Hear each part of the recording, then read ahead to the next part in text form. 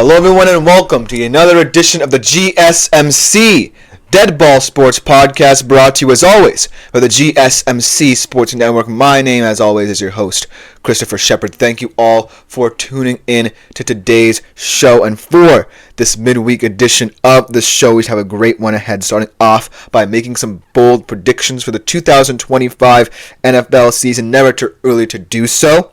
Of course, going to be going over my midweek NBA power rankings, as has come tradition around here. We're looking at what's next for one of our CFP teams, perhaps the most shocking one, Arizona State, after an incredible turnaround of a season in their second year under Kenny Dillingham.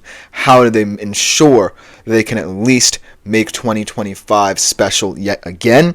Then I'm going to be ranking all the new head coaching hirings around the NFL thus far. We're still waiting on the Saints job to be filled, but that should take a while considering the nature of the New Orleans Saints. But still, we have 5 new head coaches, and I'm going to be ranking each and every single one of them. And then we conclude by looking a little bit prematurely at a FA Cup matchup in the 4th round between Brighton and Chelsea, two very similar teams with very differing philosophies. But before we get into any of that fun stuff, I do want to remind you, as always, to like, follow, and subscribe to the show if you do feel so inclined, and you want to keep up with all the new content that we release around the network and the other shows as well. But if you want to contribute and interact with our shows a little bit more directly, consider making yourselves available to the Super Chat, Super Thanks, and Super Stickers features here on YouTube. Great way to get your opinions, feedback, input on air. You can also go to our website, gsmcspodcast.net, to do it as well.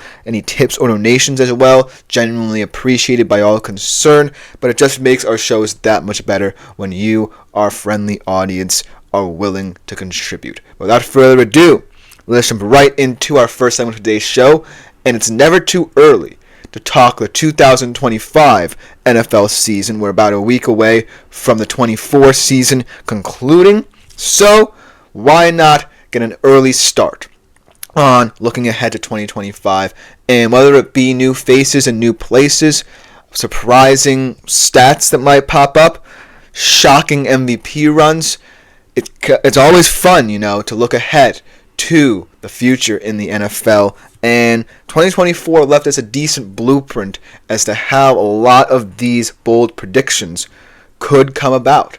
But ultimately, without further ado, let's jump right into them. If you have any questions, comments, or concerns, any thoughts about these predictions and how they might pan out, feel free to leave them in the comments section below. So, let's just jump right into it, starting off with a very, very wild prediction concerning a free agent QB moving to a new home, potentially not the new home a lot of people might have initially thought.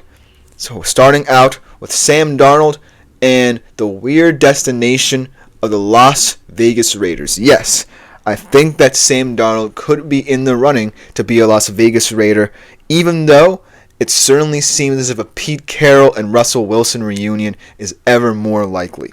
But ultimately, the fact the Raiders are not in a good enough position to potentially trade up to get a QB, I feel like Sam Darnold, if they look towards free agency, is the better option, the younger option over Wilson, and won't necessarily garner much money. I could see him in a similar range as, say, a Daniel Jones, 4 years, $160 million, where if you have to move on from him, you can, and potentially find a young QB in next year's draft where there's going to be a lot more talent. So I feel like Sam Darnold will be the perfect bridge option or even long-term starter for Las Vegas. And I feel like in Pete Carroll's system, he fits perfectly.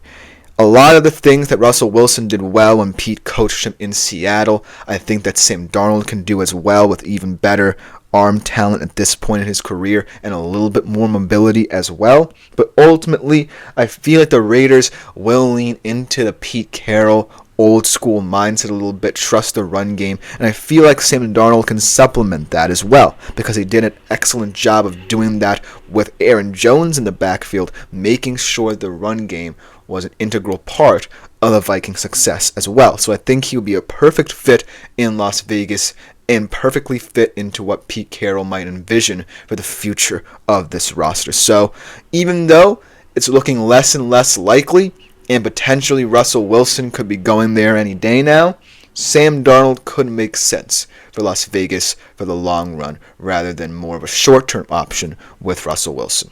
Then the second bold prediction for this NFL season, and this one is not so far-fetched but still pretty out there in terms of how ludicrous it could be to some. Aaron Rodgers to ultimately retire from the NFL entirely. Obviously, the Jets have a new head coach in Aaron Glenn, we'll be talking about a little bit later, and he is defensive-minded. So, potentially, the quarterback situation might be somewhere in the back of his mind and not at the forefront, considering the fact that the Jets have a very impressive defense and Aaron Glenn is chomping at the bit to bolster that side of the football.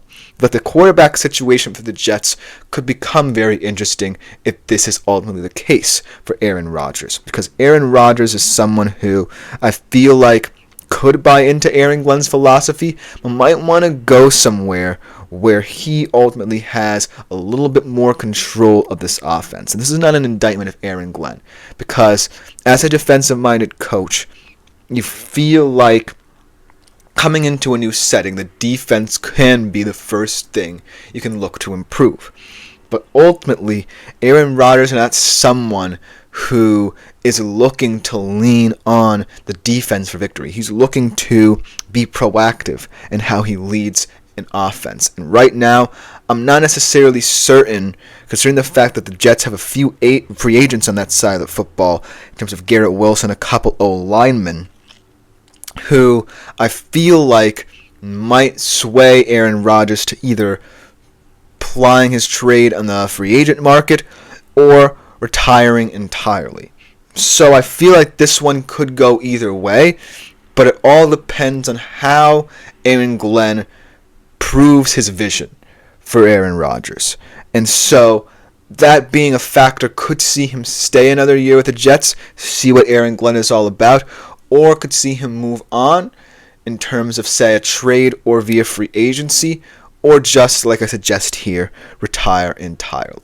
So this one is very much up in the air, but I still think anything is possible on this front for Aaron Rodgers.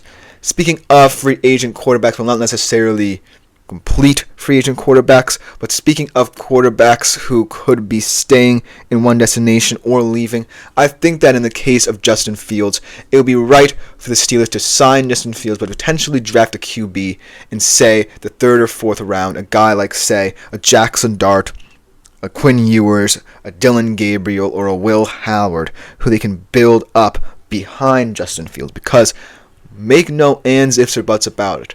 Justin Fields, yes, was a little bit more unimpressive than Russell Wilson as the starter for Pittsburgh, but he still went 4-2, showed some of his dual threat abilities, and ultimately looked a lot more exciting than he was for Chicago.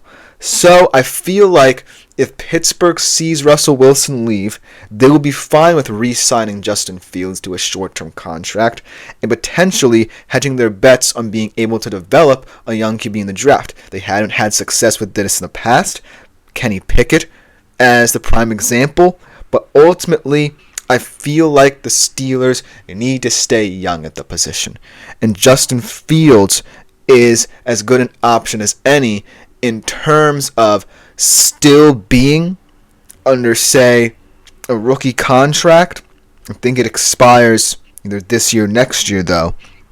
But ultimately someone who's a safe pair of hands and who, if you do decide to draft another QB, can be seen as a bridge option. And you can cut ties with him at whatever time on the cheap, and it won't necessarily eat into your cap space. So I think that this will be a very astute thing to do if you're the Pittsburgh Steelers.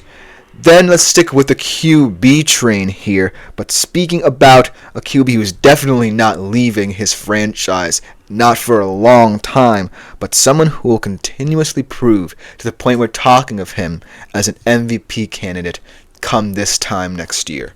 How about Jaden Daniels making a bit of an MVP run? This seems like the best prediction that could possibly happen for the 2025 season, because Jaden Daniels proved that he is ready for the NFL stage. He is unswayed by any situation, as we've seen in his deep playoff run this year with Washington. And going into year 2, obviously, a couple teams worry about the sophomore slump we saw with CJ Stroud. We've seen it now for the past couple of years with a guy like Trevor Lawrence, who has not had stability at the coaching position. But ultimately, the reason why this one does not seem far-fetched, that everyone who has bought into this Washington Commanders team, whether it be the coaching staff, the organization outright, the front office, is not going anywhere. They're truly in this for the long run. And no matter what happens next year with Jaden Daniels in Washington, whether good or bad, they won't care because they're sticking by their man. And I feel like in year 2, Jaden Daniels has even more of an opportunity to shine now that Washington truly believes in him and entrusts him with this role of franchise QB. So I think that year 2 for Jaden Daniels could be even bigger than year 1. And then the final prediction, this one is a little bit bold, but I could potentially see this happening even though it will come between 2 division rivals. Tyreek Hill, that is ever disgruntled Tyreek Hill, could be traded to the New England Patriots. This will be definitely a very interesting proposition if this does occur. But the reason why I don't necessarily think that this is a far-fetched prediction is because New England is still rebuilding. Even if they go out and make this big acquisition of a guy like Tyreek Hill, they still would be in the gutter a little bit. And would all depend on how they build the draft and how Vrabel positions himself as their head coach with his philosophies. But ultimately, I could see Tyreek Hill being an intriguing option for this New England Patriots receiving core to really diversify it a little bit. It does tend to stagnate a little bit, this New England Patriots receiving core, when you look at the similarities between a lot of these guys, like, say, a Kendrick Bourne, or, say, I'm blanking on the other receiver's name, but very similar in terms of their abilities. One, to get vertical, and that's not a bad thing for a guy like Drake May, who's not afraid to throw the deep ball, but just to diversify this attack a little bit. Why not get 2-1? A savvy route runner, but also a guy who can get behind defenses. So this one could be a long shot, but at the end of the day, I would not be surprised if these 2 sides ultimately come to an agreement that sees Tyreek head up north. But let me know what you think about these predictions in the comments below. All of them very intriguing in their own right. But after this short break, we head into, as always, as has become tradition, our midweek NBA power rankings. See if they remain similar to last week's or there is change at the top right after this short break. I feel like I'm losing.